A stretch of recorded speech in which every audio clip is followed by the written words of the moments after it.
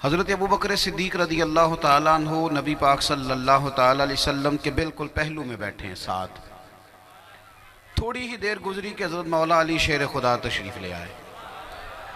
ایک ہوتا ہے ادب کی تقریر کرنا، ادب کا واز کرنا، نصیحت کرنا، کہنا، نعرے لگانا. ایک ہوتا ہے ادب کر کے دکھانا، پیار کر کے دکھانا. میں نے کہا ان کا جو درجہ ہے وہ امت جانتی ہے، لیکن حضرت سیدنا علی المرتضیٰ شیر خدا کرم اللہ تعالی وجہہ الکریم جیسے ہی تشریف لائے نا، حضرت ابو بکر صدیق ذرا اپنی جگہ سے ہٹے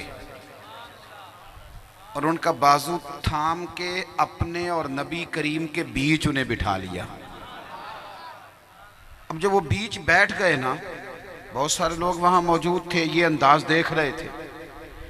بعض اوقات آپ کی تقریر اتنی رکت نہیں طاری کرتی جو آپ کا عمل طاری کر جاتا ہے. آپ کے کرنے سے کئی دفعہ میں اکثر کہتا ہوں گھر کے اندر نماز کا لیکچر نہیں دینا چاہیے. کچھ لوگ ایسا کرتے ہیں گھر کے اندر نماز کی تقریر شروع کر دیتے ہیں. گھر میں مصلی بچھا کے نفل پڑھیں، انشاءاللہ جو 2.5-3 سال کا بچہ ہوگا وہ بھی آپ کے ساتھ آ کے کھڑا ہو جائے گا. کچھ کام کرنے سے فائدہ دیتے ہیں. حضرت ابو بکر صدیق رضی اللہ تعالی عنہ نے اپنے اور نبی کریم علیہ السلام کے بیچ مولا علی کو بٹھا لیا. اللہ اکبر.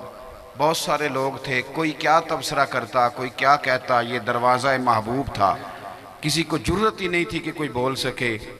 اللہ اکبر.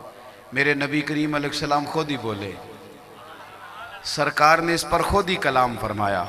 جب دیکھا نا کہ حضرت ابو بکر صدیق نے جگہ دے دی ہے اور جناب علی المرتضیٰ شیر خدا کو بٹھا لیا ہے، اللہ کے محبوب فرمانے لگے دیکھو بھائی، قدر والے ہی دوسروں کی قدر پہچانا کرتے ہیں. قدر والے ہی دوسروں کی قدر پہچانا کرتے ہیں. بھائی ادب کریں، پہلی بات پیار کریں، دوسری بات احترام.